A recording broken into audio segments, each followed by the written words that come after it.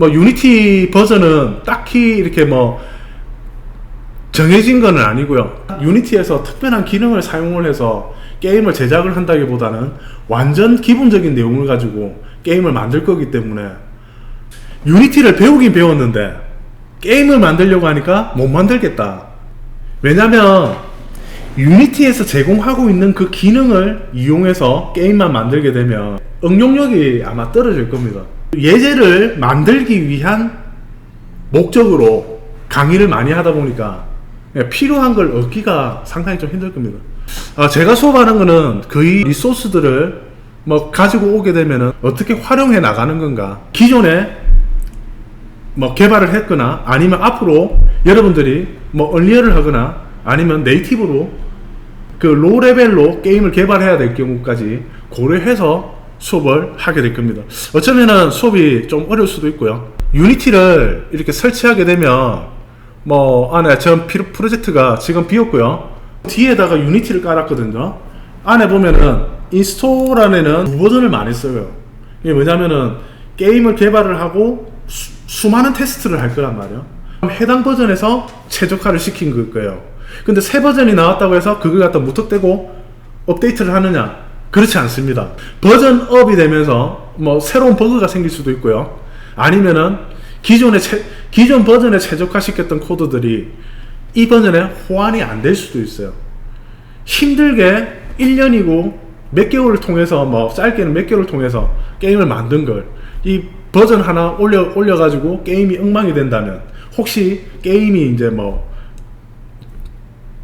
절찬리 판매되고 있는데 이 버전업 하면서 잘 못 될 경우, 그럼 그 뒷감당이 힘들겠죠. iOS에서 어떤 특별한 그 기능을 제공을 했다. 그러면은 그 기능을 제공을 하는 SDK를 까셔야겠죠. 설치를 하셔야겠죠. 거기에 컴파일을 하셔야 될 겁니다. 그럴 때만 어쩔 수 없이 회사들은 업데이트만 할 겁니다. 그때만 업데이트 한다는 거죠. 그리고 구글이든 애플이든 아니면 스팀이든 그 SDK를 배포를 할 때 보면 그렇게 합니다. 이 버전을 공개를 했는데, 만약 이번에 뭐 WWDC가 새로운 기능을 공개를 했어요. 그리고는 그게 공개가 됐지만 적용을 하는 거는 내년 봄이라는 거죠. 지금 아마 WWDC가 열린다 하더라도 그게 적용을 하는데 유예 기간을 줍니다, 회사에.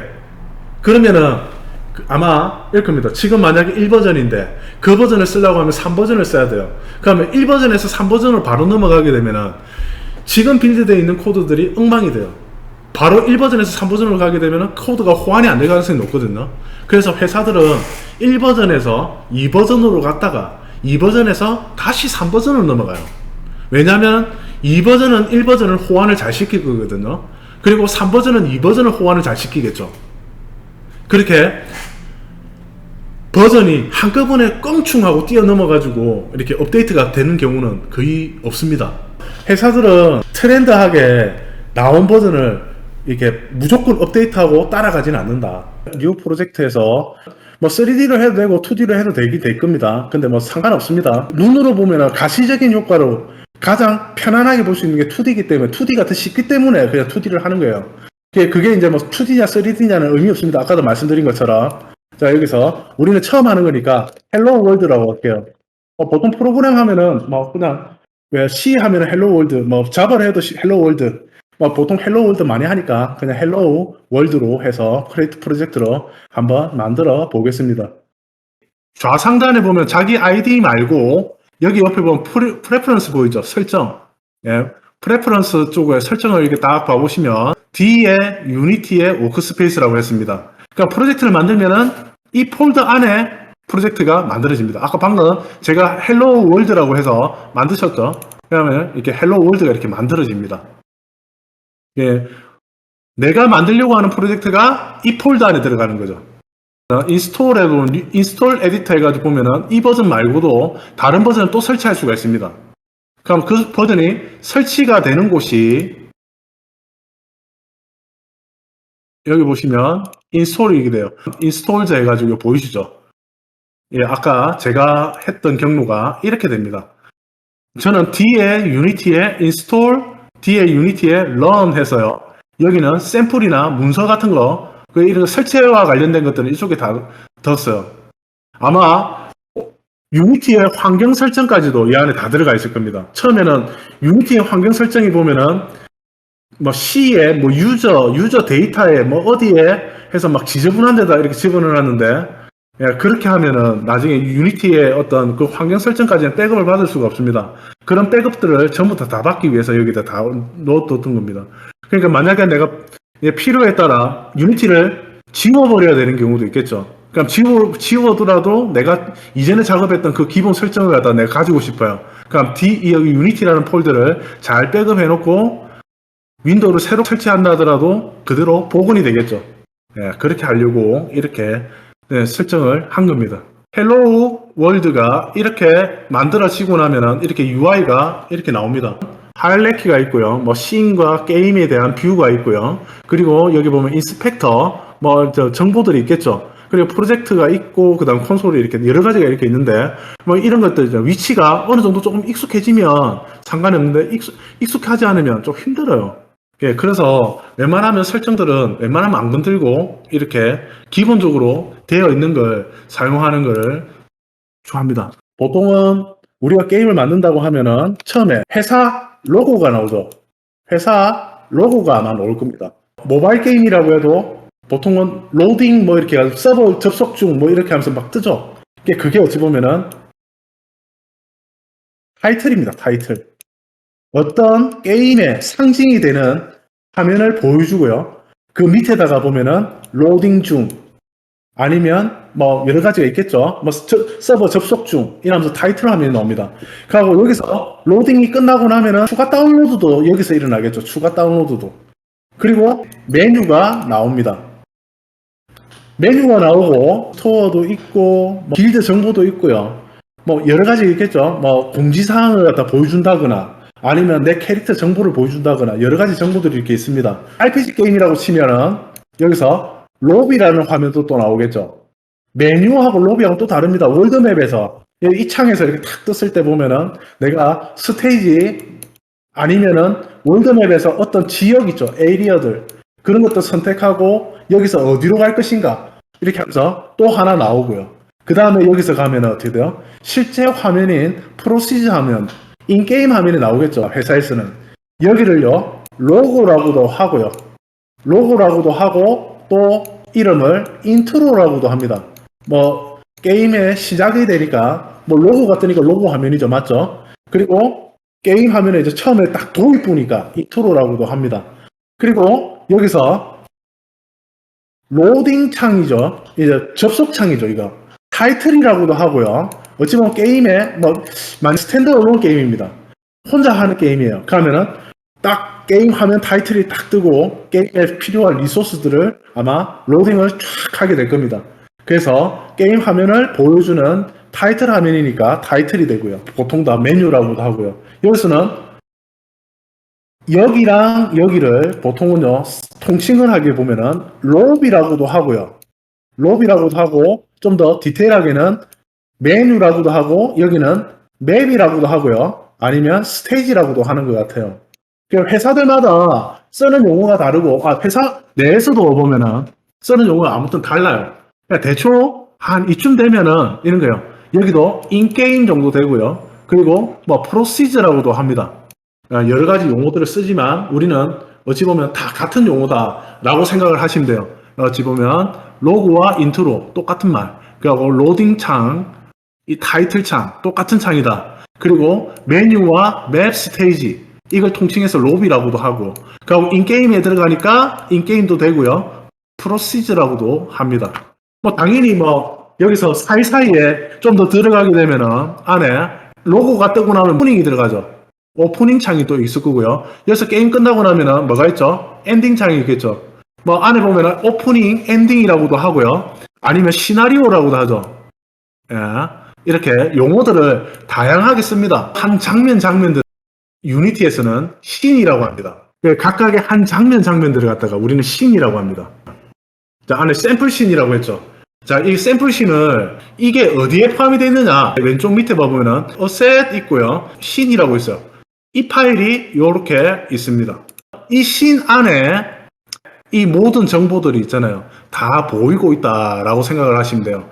씬 안에 여기 보면은 이런 씬들이 어찌 보면 아까 같이 말했던 그 플래그예요. 그러면은 이런 거예요. 만약에 게임 안에서 이랍니다. 만약에 로딩이라는 거 있어요. 로딩이라는 화면이 이렇게 있으세요. 그럼 캐릭터도 있고 막뭐 화려하게 디자인되어 있겠죠. 그리고 밑에다가 이렇게 돼 있겠죠. 로딩 해가지고 리소스를 막 로딩하고 있겠죠. 이게 게이지 바로 로딩하고 이렇게 있을 겁니다. 그걸 갖다 상태 바를 갖다가 이렇게 한 개 한 개 이렇게 보여주고 있겠죠. 로딩 중 얼마나 진행되고 있는가 유저들한테 식상하지 않게. 그러면은 이 안에 가보면은 여기 보면은 로딩이라는 타이틀이라는 이 타이틀 안에도 보면은 백그라운드 이미지가 있었죠. 백그라운드 이미지가 있고 여기는 어떻게 해요? 프로그레스 바가 있죠. 프로그레스 바가 있고 안에 그리고 이 상태에 대한 정보가 있겠죠. 몇 퍼센트 해가지고 로딩을 하고 있는 게 있겠죠. 총 100가지를 로딩을 해야 되는데 몇 개가 로딩이 되었는지 이렇게 변수 같은 게 아마 생각이 날 겁니다. 어디서 어디까지 로딩이 되고 있는지. 그러니까 여기 보면은 이거를 하나의 씬이라고 치면 이렇게 하나의 씬입니다. 이게 하나의 씬이라고 치면 이 하나 백그라운드 이미지, 프로그레스 바 이런 것들을 어찌 보면은 여기에 오브젝트들이 붙어 있습니다. 이렇게 오브젝트들이 이렇게 존재하고요. 그럼 이 오브젝트들이 이 씬 안에 잘 보이도록 계층 구조로 잘 표현했다고 해서 하이라키라고 합니다. 하이라키가 이런 어떤 화면 내에서 보이는 것들을 하나하나 구성 요소들을 이렇게 나열대가 있어요. 현재 작업하고 있는 이 씬에 이런 거 있어요. 여기 보면 카메라 보이시나요? 이거 보시면 클릭을 하면은 이렇게 카메라가 보이시죠? 이 카메라가 이렇게 있고요. 그리고 이 카메라 안에 이걸 여기 또 씬에다가 카메라를 선택을 하니까 여기 보시면 변하는 걸 한번 보세요. 여기서 클릭을 하니까 여기서 씬에서 보이고요. 여기 보이시죠? 여기 메인 카메라 보이죠? 메인 카메라가 보고 있는 장면이 여기 보이는 겁니다. 그 장면을 이렇게 보면은 화면이 보이는 장면이 이렇게 나와요. 여기는 씬에서는 카메라의 위치가 화면 해상도가 요게 이렇게 있는데 실제로 여기 보면은 화면이 이렇게 보이는 거예요. 지금 여기에 테두리 쳐가 있는 이 부분 있죠. 이 부분이 화면에 보이는 영역이라고 보시면 돼요. 지금은 우리는 아무것도 안 그리고 있으니까 아무것도 없이 그냥 안에 보면 눈금자 표시대가 있고요. 안에 테두리가 이렇게 대가 있습니다. 그리고 여기에 메인 카메라가 보이죠. 그래서 카메라가 보이고요. 카메라가 보이는 장면이 여기에 이렇게 보이는 겁니다. 그리고 이 장면이 여기라고 생각을 하시면 돼요. 그래서 보시면 게임에 그 장면을 보입니다. 당연히 카메라가 보고 있으니까 카메라가 안 보이는 거죠. 예, 그렇게 이해를 하시면 돼요. 안에 보면은 카메라를 이제 보시면 여기 있다가 선택을 하니까 여기뿐만이 아니고요. 여기서 선택을 했을 때 변하는 게 여기뿐만이 아니고 여기도 변하고 있어요. 안에 보면 인스펙트라고 있는데 이 하나하나 이 부품들 있죠. 이게 안에 들어가는 거. 이 컴포넌트들이 추가가 되는 거. 이 객체들 있죠. 이 뭐 객체라고도 하고 뭐 컴포넌트라고도 하고 뭐 여러 가지 용어를 씁니다. 뭐라고 하든 뭐 상관이 없습니다. 알아들으면 돼요. 상대방이. 어쨌든 여기서 클릭을 했을 때 여기도 보이고 여기 오른쪽에 보면은 얘의 이름이 보입니다. 안에 보면 메인 카메라라고 되어 있죠. 제가 이름을 한번 바꿔볼게요. 여기서 보시면 이름을 제가 임의로 MC라고 해볼게요. MC라고 하니까 저렇게 MC 이름 바뀌죠. 그럼 이 MC의 이 이름 메인 카메라에 대한 정보들이 이렇게 주르르르 하고 이렇게 정보들이 이렇게 있습니다. 뭔지는 모르겠지만 되게 복잡하게 다양하게 많이 있습니다. 자, 많이 있는데 일단은 가식적으로 있잖아요. 한번 몇 개는 한번 바꿔볼게요. 안에 여기다가 제가 여기에 포지션이라고 되어 있죠. 포지션에다가 제가 1을 한번 찍어볼게요. 1을 찍으니까 어떻게 돼요? 여기 보시면 여기 화면에 보시면 여기에 눈금자가 이렇게 보이나요? 눈금자가 이렇게 딱 보입니다. 이 눈금자가 보이는데 여기서 이 눈금 한 눈금이 있잖아요. 여기서 보면 1이에요. 자, 보시면 여기 1이었다가 2로 눌러볼게요. 한 칸 옮겨졌죠? 여기다가 3을 그리고 4를 그리고 5를 이라니까 어때요? 눈금 한 칸 한 칸 한 칸 늘어나죠. 맞죠? 오른쪽으로 가고요. 그리고 반대로 제가 앞에다가 마이너스 때려 볼게요. 이러니까 왼쪽으로 갔죠. 안에 0이라고 두면 화면 가운데고요. 화면 가운데가 0이고요. 왼쪽으로 가면은 마이너스 1, 마이너스 2, 마이너스 3, 마이너스 4 이렇게 가고요. 오른쪽으로 한 칸 한 칸 한 칸 가요. 그리고 여기서 Y를 1로 눌리니까 위로 올라갑니다. 그리고 2를 누르면 위로 올라가고요. 3을 누르면 이렇게 위로 올라갑니다. 자, 일반적으로 우리가 좌표를 표현할 때 보면은 위에서 밑으로 내려오는 게 있고요. 밑에서 위로 올라가는 게 있습니다. 여기 보면은 보통은 이게 2D 입장에서 개발을 하다 보면은 좌상단, 그러니까 여기가 여기에 왼쪽 위에가 0,0이고요. 그리고 로우 레벨로 개발을 하게 되면 3D 기반으로 되어 있는 코드들 있죠. 3D 기반으로 되어 있는 코드들은요, 여기가 0,0으로 시작을 보통을 해요. 그리고 지금 유니티 입장에서는 여기 보시면 여기가 0,0이고요. 이쪽으로 가면은 마이너스 가고요. 여기는 플러스로 가고 있고요. 위로 올라가면은 이렇게 밑으로 내려가면은 마이너스 1이 된다라는 거 방금 확인을 했습니다. 우리는 이 포지션을 이렇게 생각을 합시다. 눈금자, 여기서 보면은 눈금자 보이시죠? 이 눈금자 한 칸 한 칸이 1이에요. 한 칸 한 칸이 1입니다. 그리고 뭐 당연히 여기서 여기로 옮기고 싶어요. 카메라를. 그러면 플러스 2가 되고요. 왼쪽으로 5칸을 옮기고 싶어요.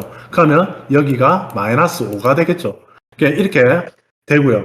회전도 뭐 시키려고 하면 이렇게 바꾸고요. 트랜스폼이라는 이름으로 되어 있는 게 안에 보면은요. 행렬에 해당되는 매트릭스에 해당됩니다. 나중에 로우 레벨로 개발을 하게 되면 아시겠지만 이 매트릭스라는 놈은요. 인마가 하는 역할이 있어요. 어떤 역할이냐면 내가 어떤 특정한 요 보시면 요 보면은 마이너스 대충 마이너스 뭐 한 10 마이너스 10인가요? 여기 한 마이너스 8인가요? 이렇게 되겠죠. 요 10이고 여기는 8이란 말이에요. 여기 8이고 여기가 마이너스 8이겠죠. 여기 보면 이 매트릭스가 행렬인데 어떤 특정한 내가 좌표값 XY 값을 있으면 이 XY를 매트리스를 곱하게 되면 여기에 해당되는 좌표가 될 수 있도록 하는 변환 값이에요. 변환해 줄 수 있는 값이다 라고 생각을 하시면 될 것 같아요. 이게 그냥 사실은 알고 보면 4 곱하기 4 행렬이다 라고 생각을 하시면 될 것 같아요. 단순하게 생각하세요. 그냥 그렇게 생각을 하시면 됩니다. 그리고 여기 보면은 메인 카메라가 있으면 이 메인 카메라가 제가 이걸 한번 바꿔볼게요. 이거를 어떤 색깔? 이거 보면은 뭐 4977 이렇게 돼 있는데 어쨌든 이 색깔을 제가 255 0 0 이렇게 넣어볼게요. 그러니까 어떻게 돼요? 컬러가 이렇게 바뀌네요. 그죠? 보세요. 카메라가 보고 있는 기본 색깔을 갖다가 보니까 이렇게 돼 있어요. 솔리드라니까 혼자 색깔이겠죠. 여러 가지가 있겠죠. 안에 가보면은 여러분들이 나중에 오픈GL이나 이런 걸 하시게 되면 아시겠지만 얘가 따져보면은 GL 클리어라는 함수예요. 다이렉텍스도 이런 함수가 또 있어요. 이게 GL 클리어로 해서 안에 봐보시면 뎁스도 있고 렌더링, 보통은 우리가 그림을 그린다, 뭐 이렇게 하면은, 게임상에서 렌더링을 할 때 속도가 얼마만큼 나옵니다라는 용어는 들어보셨을 거예요. 그 렌더링이라는 게 무슨 말이냐면, 그리고, 겹쳐서 또 그리고, 겹쳐서 또 그리고, 겹쳐서 계속 그린다는 이야기예요. 겹쳐서 그리면 어떻게 돼요? 안에 깊이가 생기죠. 뎁스가 생긴단 말이에요. 깊이 버퍼가. 그래서 그게 뎁스 버퍼라고 하고요. 그리고 우리가 화면의 컬러 값을 표현하죠. 그래서 컬러 버퍼라고도 합니다.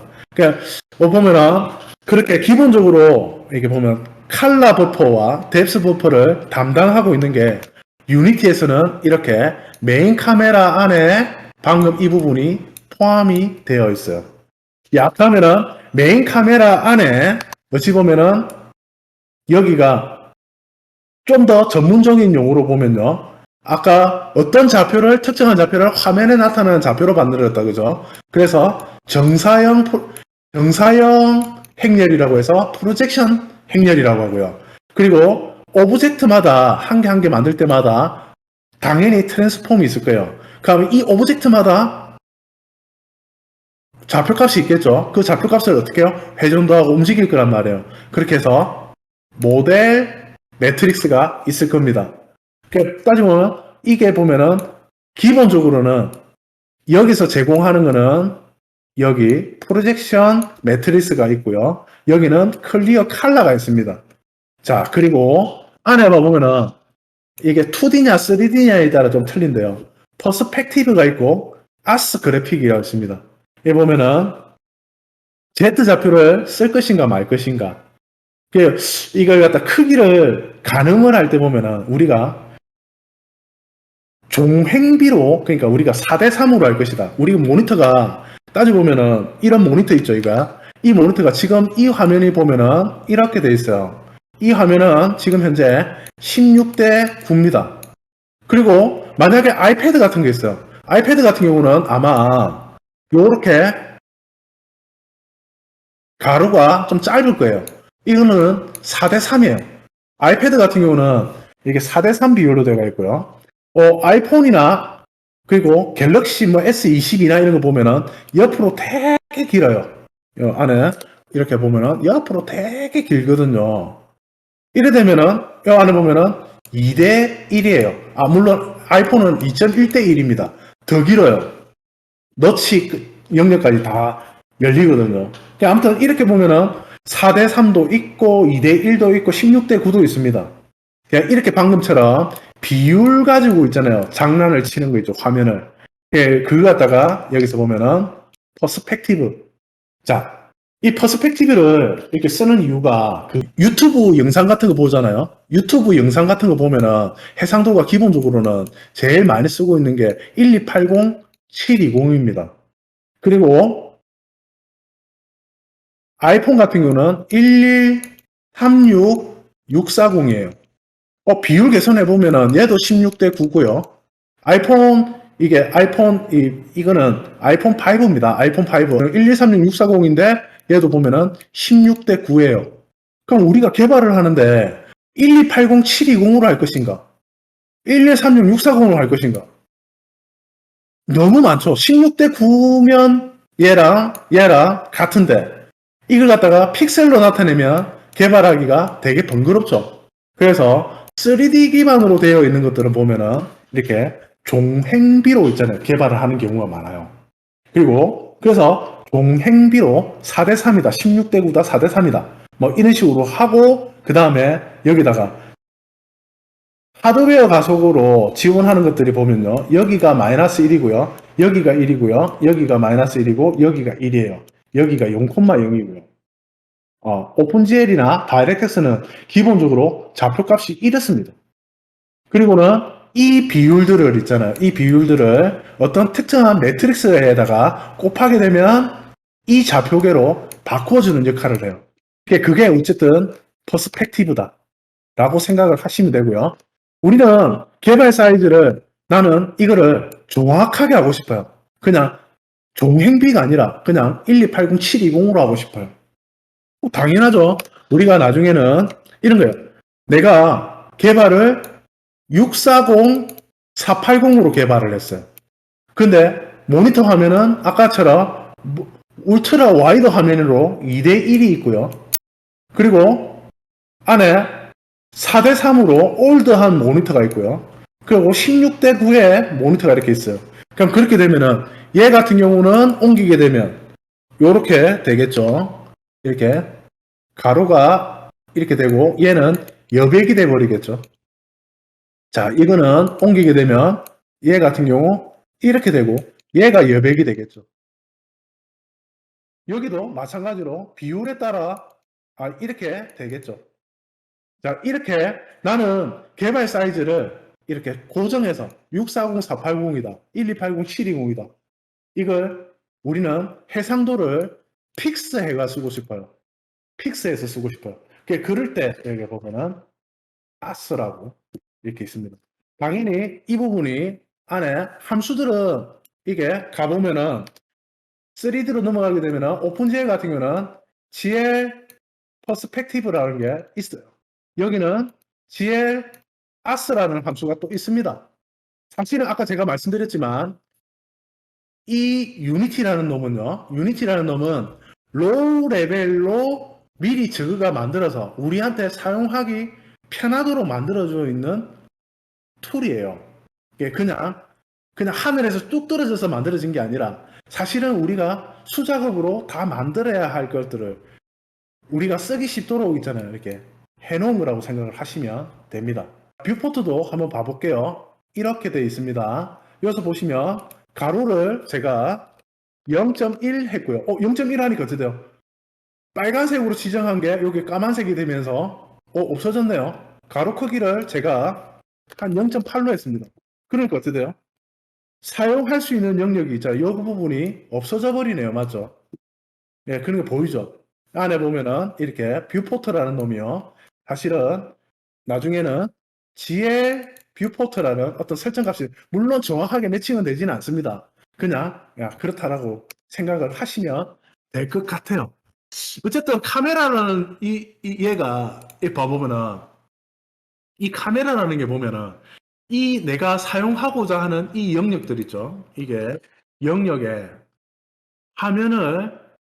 화면에 어떤 일어나는 여기서 뭐 크기를 설정을 하거나 아니면 나의 위치를 설정을 하거나 뭐 여러 가지 설정을 하는 데다가 이렇게 영향을 메인으로 있잖아요. 영향을 미친다 라고 생각을 하시면 될 것 같아요. 나중에 화면 해상도 같은 거는 여기서 할 거고요. 그리고 여기서 보시면 하나 더 알아야 되는 거는 여기서 단위가 이렇게 눈금자로 되어 있다 라고 생각을 하시면 될 것 같아요. 당연히 게임을 만들 때 기본 단위는 1픽셀입니다.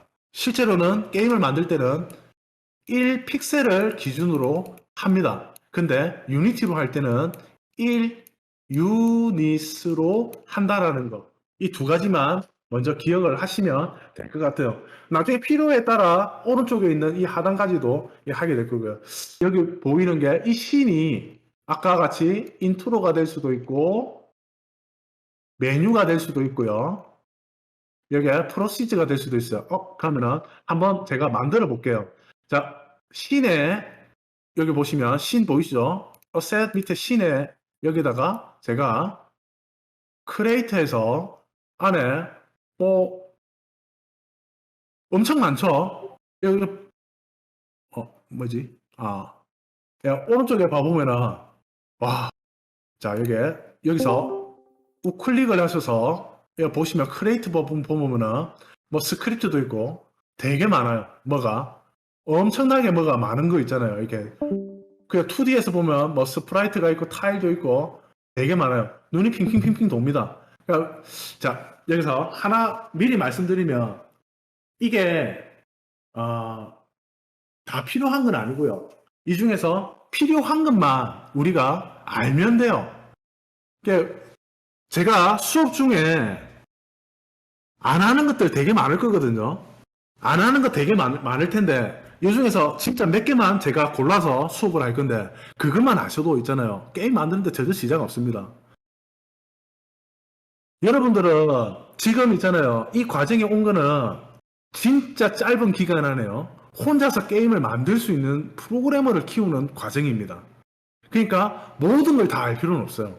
모든 거는 다 아는 거는 있잖아요. 나중에 게임을 만들 줄 알면서 있잖아요. 하나씩 하나씩 더 익혀 나가면 돼요. 그 말은 무슨 말이냐면 취직을 하고 나서도 있잖아요. 더 알아나가도 된다라는 거예요. 깊이 있게는. 우선은 여러분들은 게임을 만들 수 있어야 되고요. 그리고 그걸 가지고 만들 수 있다는 걸 보장하는 게 포트폴리오죠. 그러니까 이 많은 것들을 다 할 필요는 없다는 거예요. 이 중에서 필요한 것만 몇 개만 할 줄 알아도 게임 만드는 데 있잖아요. 전혀 지장 없으니까 무서워하실 필요 없습니다. 안에 뭐 메뉴 많은데 무시하시고요. 여기서 일단은 우리 충실하게 씬이라는 거 있잖아요. 한번 만들어 볼게요. 씬에다가 안에 보니까 뉴씬 보이네요. 맞죠? 뉴씬에 이렇게 보이는데 여기서는 제가 메뉴라고 한번 지어 볼게요. 뭐 하시면서 따라 하셔도 됩니다. 따라 하셔도 됩니다. 안에 여기도 보면은 이름을 제가 안에 보면은 얘도 뭐 이름을 바꿀 수 있나 볼게요. 안에 리네임 했어요. 샘플 씬이라고 되어 있는데 이 이름을 제가 아까 제일 처음에 뭐였죠? 로고 있죠. 로고라고 해도 되고 인트로라고 해도 될 겁니다. 그거는 뭐 원하시는 대로 이름을 쓰시면 될 것 같고요. 인트로 해서 만들어도 되겠죠. 안에 보니까 자, 여기 보시면 이름을 바꾸니까 지금 현재 이 화면이 떠 있는 상태예요. 지금 이게 보면은 열려 있는 상태죠. 열려 있는 상태니까 얘를 갖다 이름을 내가 바꿔버리니까 이런 거예요. 얘를 바꿀 거냐라고 물어보는 겁니다. 이때는 안 물어봤잖아. 이러면 그냥 무시하시고 바꾸시면 됩니다. 이렇게 인트로로 바꾸니까 이게 인트로 이름은 바뀌었죠. 그리고 메인 카메라가 이렇게 있고요. 안에 보면은 인트로 메인 카메라 있고요. 안에 또 메뉴를 한번 열어볼게요. 메뉴를 더블 클릭했습니다. 메뉴를 더블 클릭하니까 어때요? 여기에 메뉴를 더블 클릭하니까 여기가 이렇게 바뀌었습니다. 이렇게 바뀌었죠. 그럼 인트로 없어졌죠. 보시면 인트로가 안 보이네요. 인트로가 안 보이죠. 다시 제가 인트로를 다시 열어볼게요. 인트로 열렸죠. 메뉴 보이고요. 안에 조금 설정을 한번 바꿔볼게요. 여기서 제일 눈에 보이는 거는 이거죠. 인트로의 메인 카메라에 이 정보를요. 제가 얘는요. 흰색으로 한번 바꿔볼게요. 얘는 흰색으로 바꿨습니다. 그리고 얘를요. 안에 보면은 저장되지 않은 상태니까 어때요? 여기 보시면 저장되지 않으니까 별표가 있죠. 안에 이거를 뭐 여기서 메뉴에서 세이브 하셔도 되고요. 아니면 단축키로 컨트롤 S를 누르셔도 됩니다. 그리고는 메뉴 다시 가서 메뉴에서는요. 카메라에 얘는요. 이렇게 아예 그냥 빨간색, 분홍색으로 바꿨습니다. 그리고 얘도 컨트롤 S에서 저장을 했습니다. 클릭을 해보니까 안에 여기 보시면 게임으로 한번 바로 볼게요. 여기 보면 얘 인트로는 흰색이고요. 메뉴에서는 분홍색이 나왔죠. 자, 인트로. 자, 여기 보면 하이라이트에서는요. 하이라이트에서는 최소 단위가 보여줄 수 있는 최소 단위가 씬이라는 걸 알 수가 있습니다. 씬이 왔다리 갔다리 하면서 있잖아요. 우리는 작업을 따로 할 수 있겠다, 그죠? 그리고 안에 씬 안에는 결국 이렇게 있고요. 제가 하나는 흰색으로 하고요. 이렇게 보면 흰색으로 보이죠? 보시면 흰색으로 이렇게 보입니다. 안에 화면은 이렇게 보이고요. 그리고 컨트롤 S에서 저장을 하고요. 그리고 메뉴에서 여기 보면 기본적으로 있는 색깔로 그냥 그대로 수정 없이 이렇게 하도록 했습니다. 어때요? 이제 실행을 해보면 봐볼게요. 그래서 인트로도 왔다 갔다 이렇게 해도 저장이 되죠. 그래서 실행을 해보면 이렇게 됩니다. 요 위에 상단에 보면은 이거 화살표 이 부분을 누르게 되면 실행이 되는데 여기 보시면 이렇게 실행을 했는데 우리가 의도한 거는 인트로가 먼저 되고 메뉴가 먼저 실행이 되고 싶은데 여기 보시면 메뉴가 화면에 나와 있고 인트로가 안 되어 있어요. 이럴 경우 실행을 할 때 인트로를 이렇게 먼저 이렇게 해놓으면 여기가 먼저 실행이 되게 되어 있습니다. 참고하시고 여기서 이제 처음으로 스크립트를 한번 만들어 보도록 할게요. 크리에이트 해가지고 폴더에 스크립트 해가지고 스크립트 폴더에다가 이렇게 하고 보통 많이 되어 있을 건데 사실은 이렇게 스크립트라고만 하지 말고요. 필요에 따라 우리는 게임 만들 때 보면 여러 라이브러리들을 다양하게 많이 만들게 될 거예요. 뭐 필요에 따라 뭐 컴포넌트를 만드는 어떤 그런 것들이 있을 거고요. 아니면은 이 그리는 함수들을 다 모아서 하는 폴더도 있을 거고요. 아니면 음원이나 영상 쪽을 있잖아요. 또 관리하는 스크립트들이 따로 또 있을 거예요. 이게 그럴 때마다 이게 이 폴더를 따로따로 만드셔서 하면 더 나을 겁니다. 폴더 안에 또 폴더 들어갈 수도 있고 그렇거든요. 자, 아무튼 지금은 제가 스크립트라고 했는데 실제로는 이렇게 스크립트라고 해서 하지는 않을 겁니다. 나중에는. 예.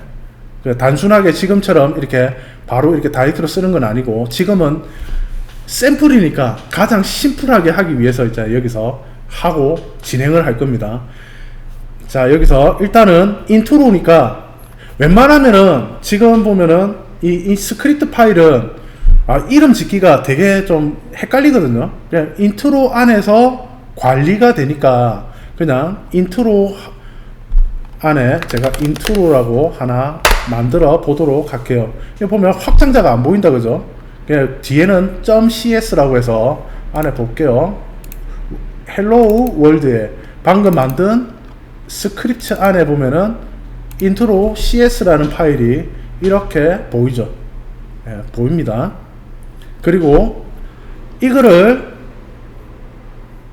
여기 메인 카메라에다가 한번 붙이도록 해볼게요. 인트로의 전반적인 부분을 관리를 하는 놈을 인트로라고 여기다 보면은 여기 보면 트랜스폼도 있고 카메라도 있고 뭐 이렇게 돼 있어요. 이 인트로라는 걸 제가 방금 만들고 이 스크립트를 요렇게 해서 드래그 앤 드롭, 이렇게 드래그 앤 드롭을 하시면 붙어집니다. 이렇게 안 하더라도 이거를 안 하고 제가 여기서 리무브 해도 되고요. 잘못 추가가 되면 이렇게 리무브 해도 되고요. 그리고 add component 해가지고 필요에 따라 방금 만든 인트로를 이렇게 추가를 하셔도 됩니다. 뭐 추가하는 방법은 다양하게 이렇게 있는데 뭐 이렇게 보통은 드래그 앤 드롭을 하겠죠. 자, 이게 아까 제가 말씀드린 것처럼 이런 스크립트 파일을 아마 나중에 많이 일단은 심플하게 카메라에다가 인트로라는 놈을 불렀습니다. 그리고 여기 인트로라는 걸 제가 더블 클릭을 한번 해보도록 할게요. 자, 더블 클릭을 하게 되면 이렇게 나옵니다. 자, 비주얼 스튜디오인데 비주얼 스튜디오 꼭 아니라도 상관없습니다. 아까 비주얼 코드 이야기했는데 이건 뭐 어차피 이 코드를 비주얼 스튜디오에서 컴파일을 하는 게 아니에요. 컴파일을 한다기보다는 그냥 개발하는데 필요한 API들을 쉽게 불러오고 쓸 수가 있게끔 해준 거일 뿐이에요. 코드를 한번 쳐볼게요. 디버그예요. 로그에 이름을 hello intro라고 한번 해보도록 할게요. 이게 뭐 컴파일을 해서 이렇게 보면 연결해가 이렇게 할 필요 없고요. 그냥 저장만 하고요. 이렇게 올려보면은 이렇게 릴로드 스크립트라고 이렇게 뜨죠. 이렇게 있고요. 여기서 보시면 안에 실행을 해보면 방금 제가 hello intro라는 로고를 남겼는데 안에 남긴 곳을 확인하려고 하면은 좌하단에 콘솔이라는 게 있습니다. 그리고는 hello intro라는 게 여기 보이시죠? 안에 콘솔에 여기에 방금 남긴 게 이렇게 됩니다. 그럼 인트로라는 게 불려지고 시작을 하게 되면은 이렇게 hello intro라는 게 불린다라는 거 눈으로 확인을 할 수가 있습니다. 자, 그리고 한 번 더 확인해 볼게요. 이거 말고 여기다가 hello 업데이트 해보도록 할게요. 또 저장을 하니까 방금 뭔가 뜨고 뭐 릴로드를 하고 있습니다. 그리고는 다시 시작을 하면 뭔가 끊임없이 업데이트라는 게 프린팅 되고 있다는 게 알 수가 있죠. 자, 이렇게 보면은 프로젝트에다가 콘솔 이렇게 하니까 좀 불편하죠. 자, 이렇게 불편하니까 제가 이 프로젝트를 일단은 제가 오른쪽으로 좀 옮겨 볼게요. 이렇게 여기에 드래그해서 이렇게 옮겼습니다. 프로젝트를 이쪽으로 이렇게 옮기니까 안에 이렇게 보이네요. 조금 보기가 좀 좋죠. 지금 보면은 프로젝트 안에 실제 경로들 있죠. 이게 안에 봐보시면 여기 보면은 여기에 우리 헬로 월드라는 게 만들어졌고요. 어셋과 어셋 안에 보면 어셋 안에 씬과 스크립트가 이렇게 나옵니다. 자, 그리고 스크립트 보면 실제로 사용하고 있는 이 경로들이 이렇게 바로 보이고요. 프로젝트. 어찌 보면은 이게 비주얼 스튜디오나 뭐 이클립스나 뭐 여러 가지 프로젝트들 만들고 나면은 왼쪽이나 오른쪽에 보면은 익스플로러라는 탐색창이 있었죠. 탐색창. 그 탐색창에 해당됩니다. 이 프로젝트라는 게. 그러니까 이 프로젝트 내에 있는 리소스들을 한눈에 알아볼 수 있는 거 라고 생각을 하시면 될 것 같아요. 그리고 방금 만든 코드들은 이렇게 되고요. 그러면은 자, 여기 보실게요. 코드도 여기서 보면은 왼쪽에서 이렇게 보면은 여기 보시면 인스펙트에 코드 내용도 이렇게 바로바로 보일 수 있죠. 안에. 그리고 씬도 안에 보면은 아니면 씬은 없고 여기 카메라 다 보이고. 자, 일단은 프로젝트라는 거 기본 디폴트에서 프로젝트만 제가 옮겼습니다. 필요에 따라 본인이 편한 방식대로 하시면 됩니다. 자, 그리고 여기다가 제가 한 번 더 이것뿐만이 아니고 여기다가 한 번 더 확인차, 지금 너무 많이 뿌리고 있으니까 보기가 흉합니다. 그냥 스타트만 뿌리도록 할게요. 자, 스타트만 뿌리도록 하고요. 여기서 저장을 한 다음 실행을 하더라도 이제는 스타트만 뜨겠죠. 헬로우 인트로라고 하나만 뜰 겁니다. 자, 됐고요. 자, 여기에 이제 메뉴라는 걸 여기 보면 여기서 인트로가 보면은 인트로 안에 제가 뭐가 바뀌었죠? 제가 안에 스크립트라는 코드를 메인 카메라에 여기다 인트로를 넣었죠. 그러니까 상태가 바뀌었단 말이에요. 그래서 여기 보면은 별표가 생겼죠. 여기 보면은 이게 별표가 이렇게 생겼습니다. 이 씬에서 상태가 바뀌었을 때마다 이렇게 넘어갈 건데 나 특별하게 바뀐 거 없는데 아니요 하면 안 됩니다. 무조건 상태를 저장하는 습관을 들이시는 게 좋습니다. 그리고 메뉴에서 더블 클릭하면 이제 여기 쓰고 한번 스크립트를 하나 추가해 볼게요. 여기다가 스크립트로 이제는 메뉴 CS를 만들기 위해서 메뉴라고 해서 스크립트 파일을 하나 만들었습니다. 그리고 한 번 더 더블 클릭을 그냥 여기다가 하면은 안에 메뉴 CS가 나오고 인트로 CS가 나왔죠.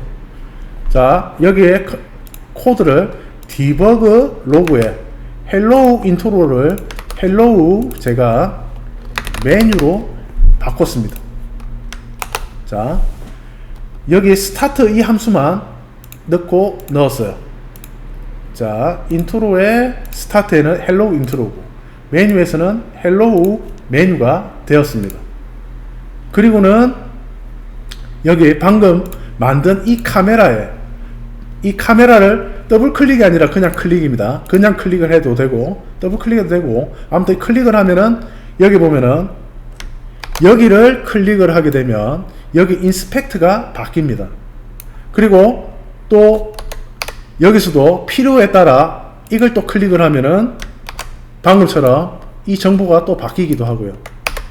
그처럼 메뉴에 여기에 바뀌었고 안에 방금 만든 이 메뉴를 이렇게 스크립트에다가 추가를 합니다. 이렇게 추가를 하니까 어때요? 방금처럼 여기에 알타비스트가 생기면서 정보가 바뀌었다라고 있잖아요. 표시가 떠요. 그리고 또 저장을 하는 거죠. 상태가 바뀐 거. 자, 메뉴에 있는 메인 카메라를 이 메뉴를 붙였고요. 그리고 인트로에 있는 메인 카메라를 여기다가 했습니다. 안에 보면은 씬마다 어떻게 해요? 씬마다 카메라가 따로따로 있죠. 맞죠? 씬마다 뭐 해상도가 바뀌려면은 해상도 이렇게 카메라 설정만 바뀌어도 바뀔 수 있다라는 거. 그리고 씬 길이를 그러면은 우리는 인트로라는 여 씬에서 메뉴로 씬을 바꿀 수 있도록 한번 해보도록 할게요. 함수를 한번 넣어보도록 할게요. 여기서 인트로 씬에서 메뉴 씬으로 가고 메뉴 씬에서 인트로 씬으로 있잖아요. 오갈 수 있어야 되겠죠. 그럼 특정한 게 일어나게 되면은 이렇게 씬에다가 안에 씬에 매니저라는 클래스가 이렇게 있거든요. 자, 이 씬에 대해 이 매니저나 씬을 관리하는 매니저가 이 클래스가 있는데 이 클래스를 하려고 하니까 비활성화가 되어 있어요. 근데 보면은 처음에 디버그는 이렇게 가보면은 이런 게 있죠. 클래스 unity.engine이라고 안에 커서를 이렇게 쭉 올려봐 보면은 여기 보이죠? 유니티 엔진이라고 보이네요. 여기 보시면 여기 보시면 유니티 엔진이라는 게 있죠. 근데 여기도 보면 유니티 엔진이 보이죠. 유니티 엔진이 있고 유니티 엔진이 이렇게 보인단 말이에요. 어떤 유니티 엔진에 있는 디버그라는 놈을 쓴다라는 거죠. 그러면은 여기에 있는 게 여기 보시면 상단에 봐보시면 유징이 있고 유니티 엔진이 보이죠. 이걸 위에 보면은 이 부분이 여기에 유징 뒤에 이렇게 들어가 있는 부분이 나중에 코드를 좀 더 자세하게 나중에 또 다루게 될 건데 이게 네임스페이스라고 합니다. 우리가 만들려고 하는 함수들이 클래스들이 억수로 많을 거거든요. 그리고 내가 만들려고 하는 이름이 내가 유니티 엔진이라고 내가 새로 만들고 싶어요. 유니티 엔진이라는 걸 또 새로 만들고 싶은데 이름이 이렇게 겹칠 수가 있단 말이에요. 그럼 이름을 유니티 엔진이라는 클래스 이름이 여기도 있고 저기도 있으면 어떻게 돼요? 겹치면은 안 되죠. 겹치면 프로그램에서 이름이 같으니까 혼용한 이게 헷갈려 한단 말이에요. 프로그램에서. 그러면 그 다양한 이름들을 좀 더 세밀하게 구분하고 이렇게 분리할 수가 있어요. 그걸 갖다가 이제 여기서도 네임스페이스라는 이름을 쓰게 됩니다. 여기 보면은 비슷한 이름으로 자바에서는 이 네임스페이스를 패키지명으로 구분을 하거든요. 자바에서는 패키지명으로 구분을 하고 안에 C++에서는 네임스페이스, using 네임스페이스라는 이름으로 아예 대놓고 있잖아요. 네임스페이스라고 키워드를 써서 구분을 하고요. 여기서는 using 뒤에 네임스페이스라는 이름으로 이렇게 하게 됩니다. 안에 보면 씬 매니저라고 보이시는데 여기 보시면 자 using 해서 유니티 엔진 여기서 막 치고 있는데 밑에 보면은 자동으로 어느 정도 밑에 글이 이렇게 막 바뀌죠. 이럴 때 보면 여기서 여러분들이 하는 게 이렇게 글자가 막 떠가 있는 이 상태에서 여기서 탭만 누르면 됩니다. 탭을 누르시면 되고요. 아니면 유니티 엔진 해가지고 이렇게 보면은 치다가 딴 거 했어요. 딴 거에가 다 들어와 보니까 또 이걸 또 치려고 하니까 힘들죠. 이럴 때는 컨트롤 스페이스를 누르면 이렇게 또 뜹니다. 보면은 기본적으로 단축키를 조금 외워두시는 게 좋습니다. 이렇게 해서 위에 있는 글자를 갖다 쳤어요. 그리고 이거 다 자동 완성하고 싶거든요. 이럴 때 보면은 컨트롤 스페이스를 누르면 이렇게 뜨거든요. 이때 뜰 때 어떤 특정한 탭을 선택을 하고 싶어요. 이때 탭을 누르면 자동 완성되죠. 안에 봐보시면 이렇게 되어 있고 컨트롤 스페이스 누르면 이렇게 뜨고요. 그리고는 여기다 탭을 누르면 완성이 됩니다. 그리고 안에 대충은요 이름이 보면 씬 매니저라고 보이죠.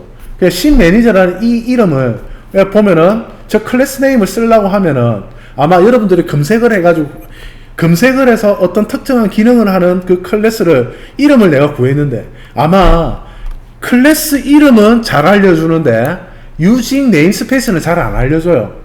그러려면 비슷한 이름을 찾으면 돼요. 안에 보면은 점 해서요. 저 씬 매니저니까 어떻게 돼요? 씬이라고 이렇게 치면 씬 매니지먼트라고 뜨네요. 맞죠? 이름은 다르지만 유니티 엔진에 있는 씬 매니지먼트의 네임스페이스 안에 저 클래스가 존재하는 거구나 라고 알 수가 있어요. 그리고 씬을 전환을 하려고 하니까 이렇게 뜹니다. 자, 씬 매니저 이제 활성화가 됐죠. 보이시죠? 씬 매니저가 이제 활성화 되니까 어떻게 해요? 컨트롤 스페이스 누르니까 이렇게 뜨네요. 씬 매니저 안에 여기 보시면 이 안에는 유니티 엔진이라는 매니지먼트 안에 네임스페이스 안에는 두 개의 클래스가 존재한다라는 걸 알 수가 있습니다. 씬 매니지먼트 안에 네임스페이스 안에 씬 매니저와 씬 매니저 API가 존재한다라는 걸 알 수가 있죠. 자, 컨트롤 스페이스 다시 또 누릴게요. 이 기능만 잘 알아도요. 안에 가보시면 씬이라고 보입니다. 이러니까 어때요? 뭔가 많이 뜨죠. 씬과 관련되어 있는 것들이죠. 제일 먼저 떠 있는 게 어때요? 접두사로 신이라는 게 먼저 뜨고요. 그리고 뒤에 보면은 뭐 전미사나 이런 쪽에 붙겠죠. 신이라는 게 들어있는 게 자동 완성으로 이렇게 뜹니다. 굳이 내가 그 클래스 이름이나 함수 이름들을 다 할 필요는 없어요. 이렇게 이거 하다가 딴 거 갔다가 다시 와도 이렇게 컨트롤 스페이스를 누르면 이렇게 뜹니다. 이래서 통합 개발 환경이 좋으면 좀 편합니다. 아무튼 씬이라고 이렇게 있고요. 씬 매니저 제일 이름 가까운 게 씬 매니저겠죠. 씬 매니저 하고 점을 치면요. 여기서 보시면 에디터에 이렇게 에디터에 프레퍼런스 보이시죠? 여기 보면 여기 에디터의 프레퍼런스입니다. 안에 여기 보시면 에디터에 여기 프레퍼런스입니다. 에디터의 프레퍼런스를 누르시면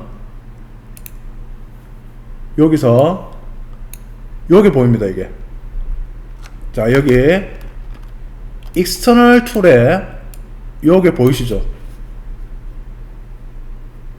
이게 깔리셔야 기본적으로 여러가지 뭐 필요한 기능들이 이렇게 편하게 사용할 수 있을 겁니다. 지금처럼 아마 안 뜰 겁니다. 그냥 하면. 예. 혹시 됩니까? 자, 아무튼 자, 씬의 매니저에 어쨌든 이렇게 하고요. 여기서 로드 씬이라고 보입니다.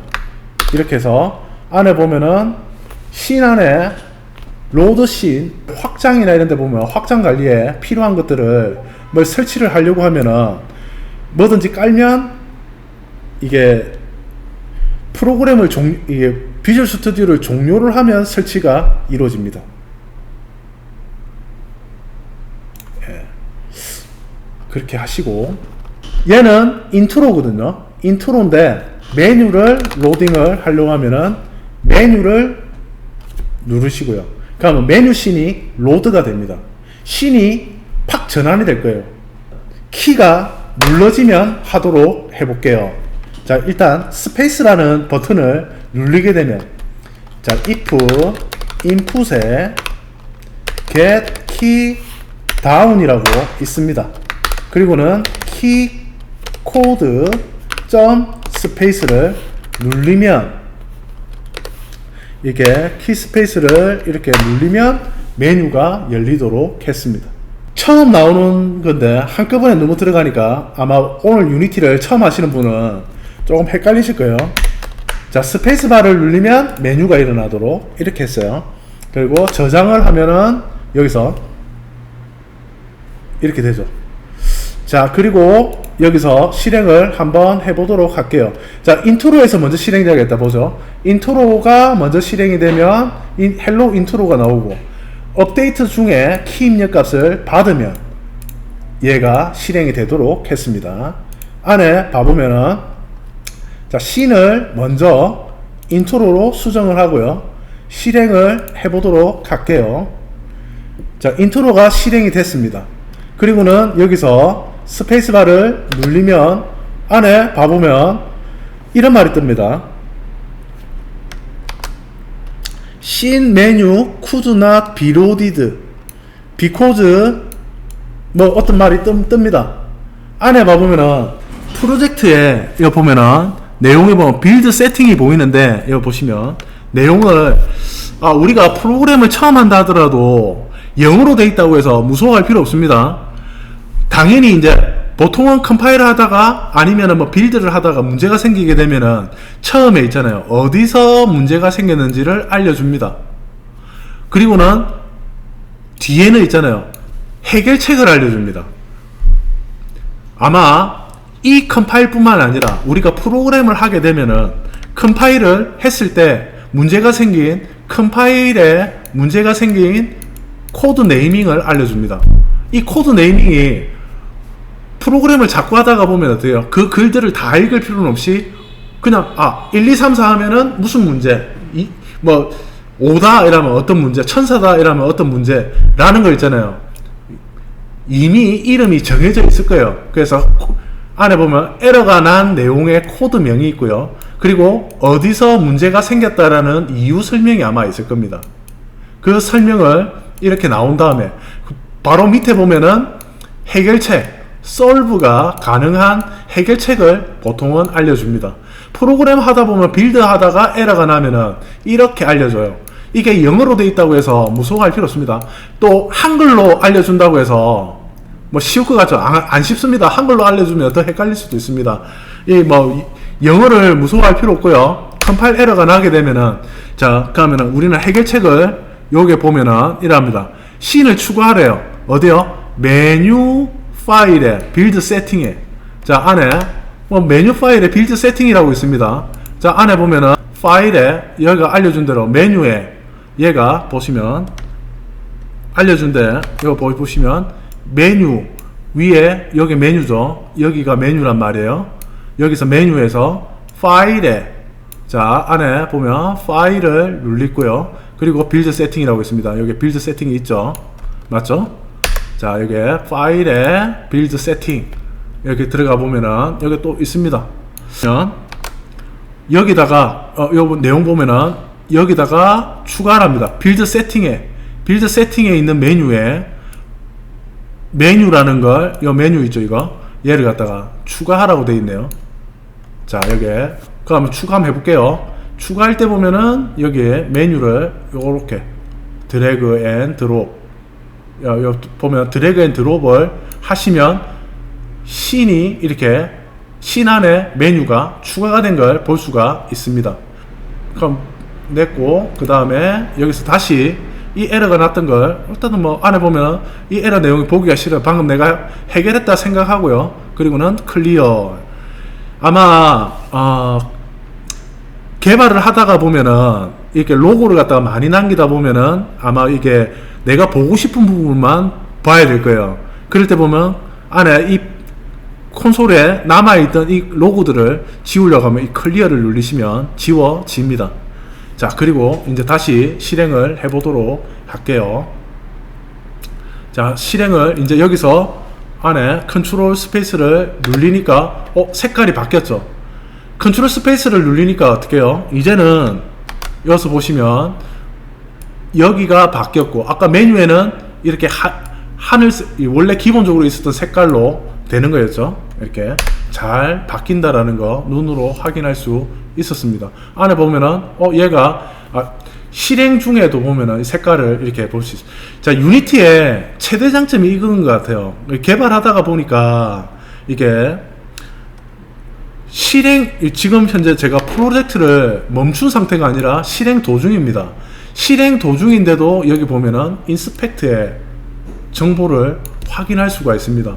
실행 도중인데도 이렇게 확인할 수 있는 게 유니티의 좀 또 매력인 것 같아요. 자 여기서 다시 이 코드를 한 번 더 컨트롤 복사를 하고요. 인트로 CS에서요. 여기 메뉴로 여기 보시면 메뉴에서도 자 메뉴에서 이거 에러가 난다 그죠? 어떻게 됐죠 이거? 자 이게 한번 직접 한번 치봅시다. 유징의 유니티 엔진의 탭을 누르고요. 그리고 씬 매니지먼트 한 다음에 여기는 지금 현재 여기는 메뉴죠. 여기서는 인트로로 가야겠죠. 자 안에 여기서 인트로로 가도록 할게요. 자 그리고는 저장하니까 이렇게 빌드를 다시 합니다. 그리고 인트로에서 다시 실행을 해볼게요. 여기서 안에 보면은 있고 그 다음에 봐보세요.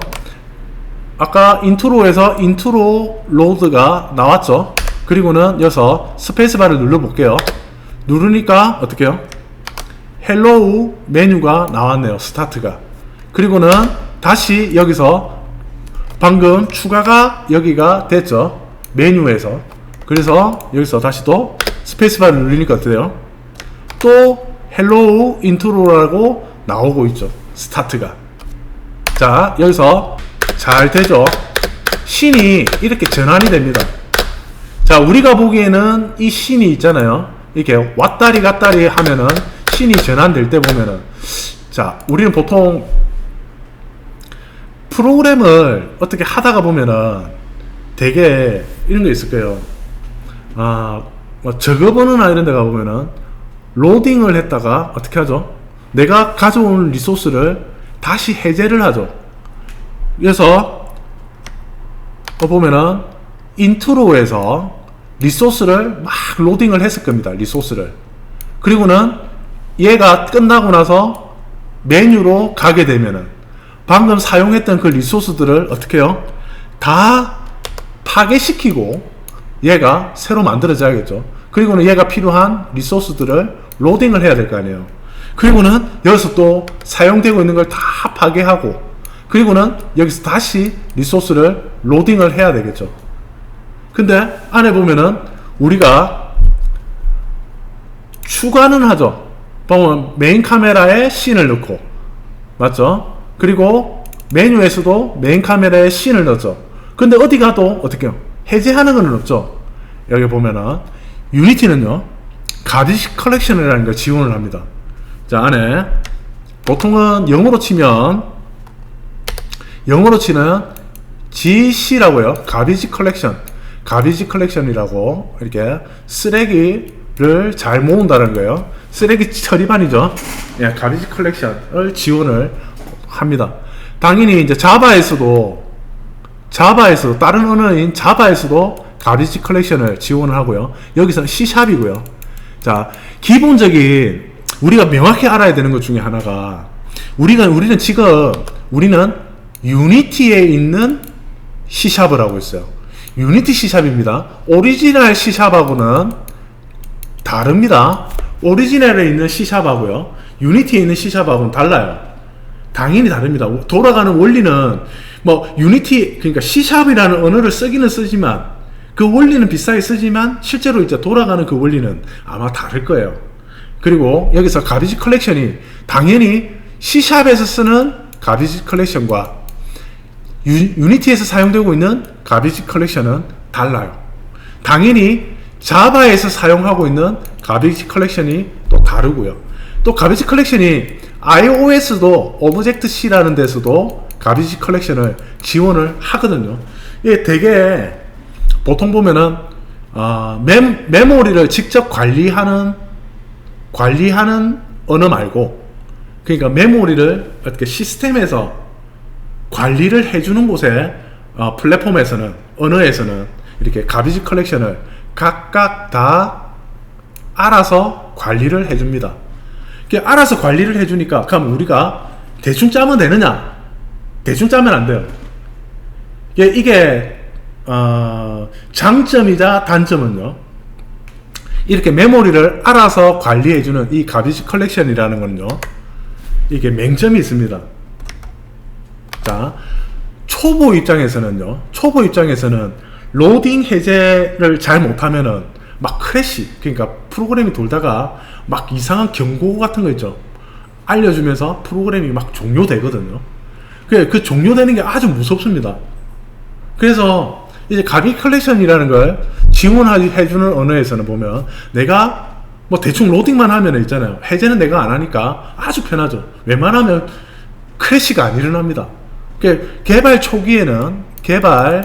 초기에는요 되게 좋습니다. 클래시가 안 일어나니까 개발하는 게 좋죠. 근데 개발 막바지가 되면 이게 이 가비지 컬렉션이 이제 발목 잡히게 돼요. 이 가비지 컬렉션의 좋은 점이, 프로그램이 웬만해서는 크래시가 일어나면서 종료는 안 되는데 나중에는 메모리가 누수가 생기면, 메모리 릭이라고 하죠. 그게 누수가 쌓여서 나중에 있잖아요, 간헐적으로 터지게 됩니다. 그게 이제 GC에 뭐 잘 모를 때는 가비지 컬렉션이 아주 유용한데 개발을 할 수가 있으니까. 근데 막바지에서는 이 GC가 발목을 잡아요. 대체 내가 로딩을 했는데 해제를 자동으로 지워줘야 되는데 왜 자동으로 안 지워주는가를 이제 또 찾아내야 되는 단점이 이렇게 있어요.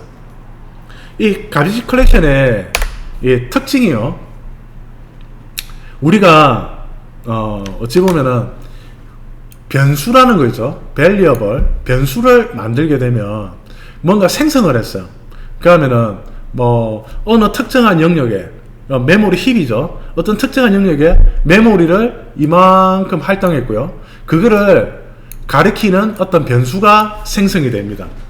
그러면은 이거를 만든 걸 여기다가 이렇게 대입을 하니까 이 변수가 어떻게 돼요? 일단은 얘가 한번 참조를 하죠. 한번 참조를 합니다. 레퍼런스. 그리고 다른 변수에다가 이거를요 또 대입을 합니다. 대입을 하게 되면 레퍼런스가 2가 되죠. 자, 이 변수가 null이 되고요. 이 변수가 null이 된다라는 것은 뭐냐면은 레퍼런스 카운트가 플러스 1 된 거를요 마이너스 1을 시키는 거죠. 그리고 여기서 또 null을 한다라는 거는 여기서 마이너스 1을 시킨다는 거죠. 그럼 레퍼런스 카운팅이요 마이너스 처음에는 플러스 1 플러스 1 했다가 나중에 여기서 마이너스 1 마이너스 1 하니까 어떻게 돼요? 얘가 더 이상 참조를 하지 않죠. 그러면은 시스템에서 넌 더 이상 사용하지 않네 하고 있잖아. 지워주는 거예요. 그게 가비지 컬렉션의 기본 원리입니다. 그러면은 우리가 사용했던 걸 사용하지 않네 라고 있잖아요. null이라는 이 변수로 코드를 명시화 시켜야 돼요. 명시적으로 너는 이제 더 이상 사용하지 않아 라고 있잖아요. 이렇게 해줘야 시스템에서 있잖아요 좀 더 명확해지는 거예요. 보통은 이걸 안 해도 있잖아요. 처음에는 안 해도 잘 돌아갑니다. 프로그램이 복잡하지 않기 때문에 알아서 얘가 잘 찾아냅니다. 너 안 쓰네 하면서 잘 지어줘요. 근데 시스템이 복잡해지면 로직이 복잡해지죠. 그러면 얘가 헷갈려하기 시작합니다. 뭘 참조하고 참조하니까 어때요? 얘가 찾다가 있잖아요. 나중에는 너무 고리가 깊어지면 얘가 더 이상 못 찾게 돼요. 그런 경우가 발생하게 돼요.